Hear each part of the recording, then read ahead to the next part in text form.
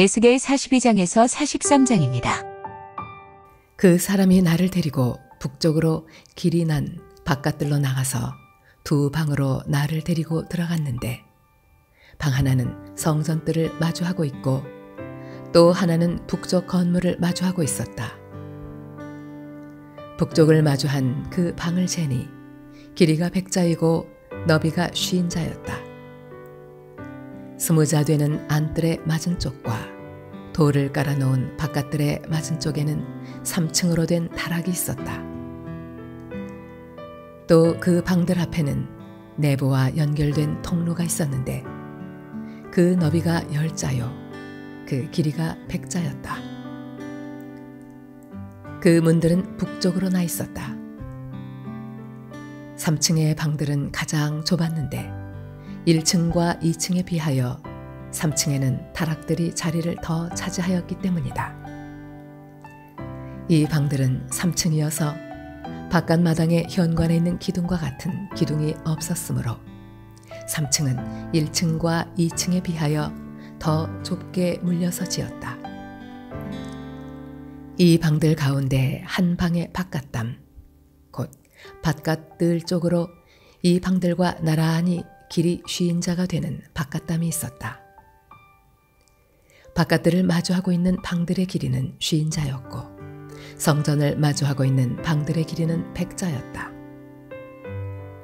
이 방들 아래층에는 동쪽에서 들어오는 문이 있었는데 바깥뜰에서 그리로 들어오게 되어 있었다.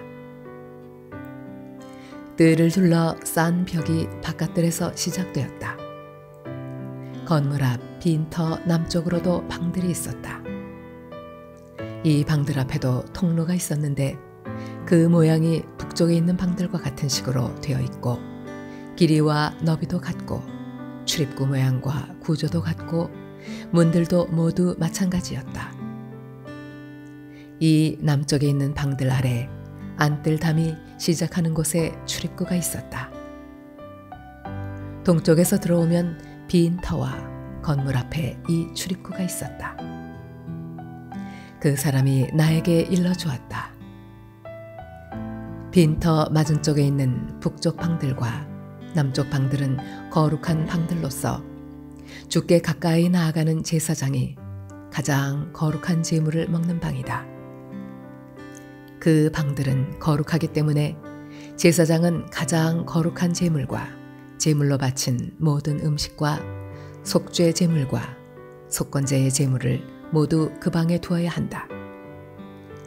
제사장이 그 거룩한 곳으로 들어가면 그 거룩한 곳에서 직접 바깥들로 나가서는 안 된다. 그들이 주님을 섬길 때에 입은 옷이 거룩하기 때문에 그곳에서 자기들의 예복을 벗어놓고 다른 옷을 입은 다음에 백성이 모여있는 바깥들로 나가야 한다. 그 사람이 성전의 내부 측량을 마친 다음에 나를 데리고 바깥 동쪽 문으로 나와서 사면의 담을 측량하였다. 그가 장대로 동쪽 담을 재니 그 장대로 재어서 500자였다. 북쪽 담을 재니 그 장대로 500자였다. 남쪽 담을 재니 그 장대로 500자였다. 그가 서쪽으로 와서 서쪽 담을 재니 그 장대로 500자였다. 그가 이렇게 성전의 사방을 재니 사방으로 담이 있어서 길이가 각각 500자였다. 그 담은 거룩한 곳과 속된 곳을 갈라놓았다. 그 뒤에 그가 나를 데리고 동쪽으로 난 문으로 갔다. 그런데 놀랍게도 이스라엘 하나님의 영광이 동쪽에서부터 오는데 그의 음성은 많은 물이 흐르는 소리와도 같고 땅은 그의 영광의 광채로 환해졌다.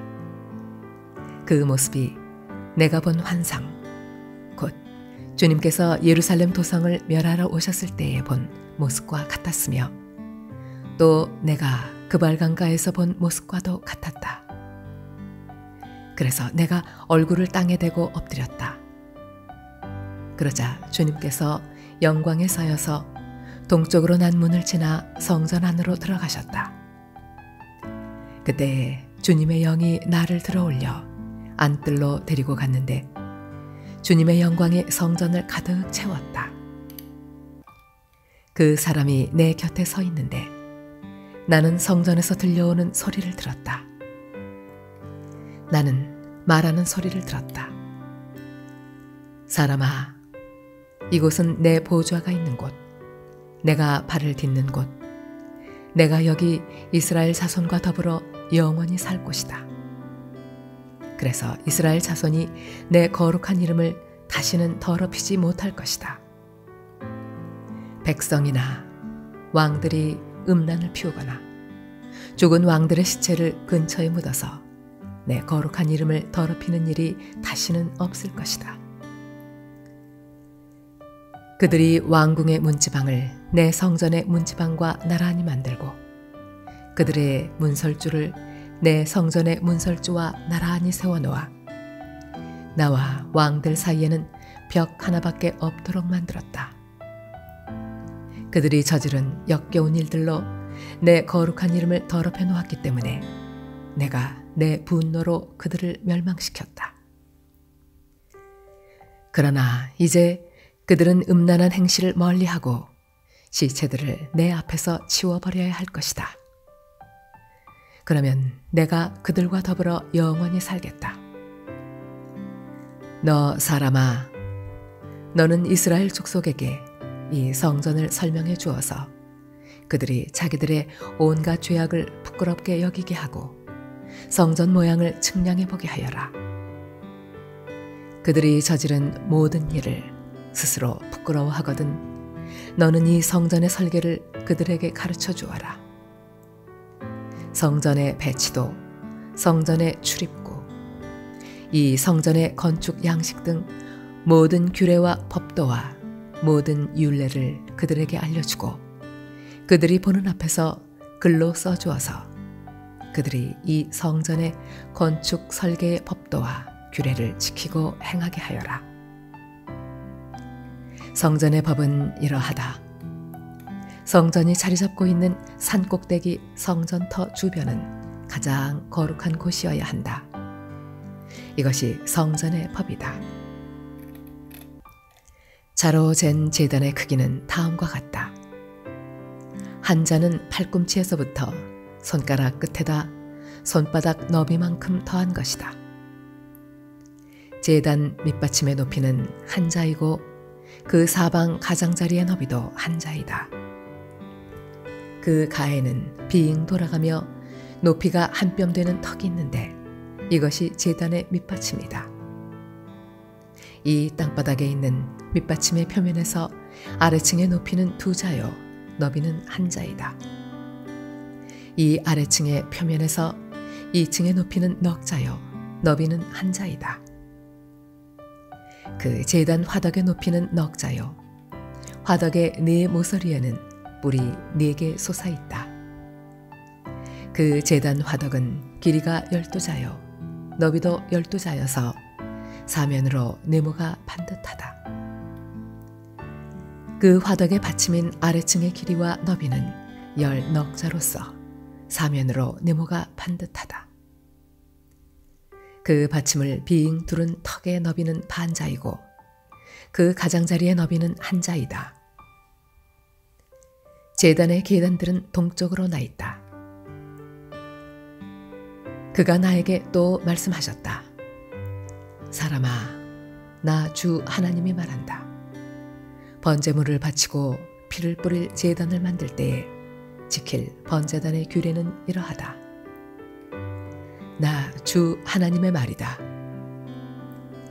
너는 사독의 자손 가운데서 나를 섬기려고 나에게 가까이 나오는 레위 지파의 제사장들에게 어린 숫송아지 한 마리를 주어서 속죄 제물로 삼게 하여라.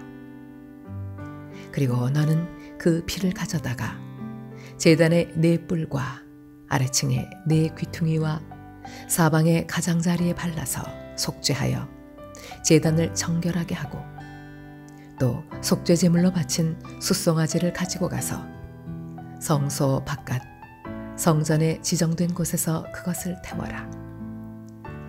이튿날에는 내가 흠없는 수점소 한 마리를 속죄 제물로 바쳐서 숫송아지의 제물로 제단을 정결하게 한 것처럼 그 제단을 정결하게 하여라.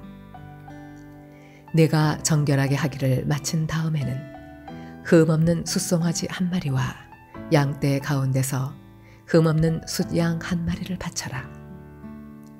내가 그것들을 주 앞에 바칠 때에는 제사장들이 그 짐승들 위에 소금을 뿌려서 나 주에게 번제물로 바치게 하여라.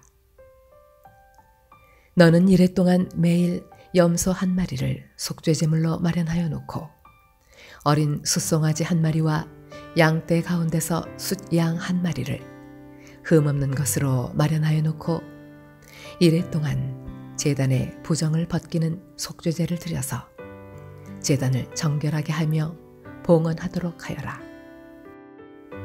이 모든 날이 다 찬 뒤에는 여드렛 날 이후부터는 제사장들이 그 제단 위에 너희의 번제와 감사제를 드리게 하여라. 그러면 내가 너희를 기쁘게 받아들이겠다. 나 주 하나님의 말이다.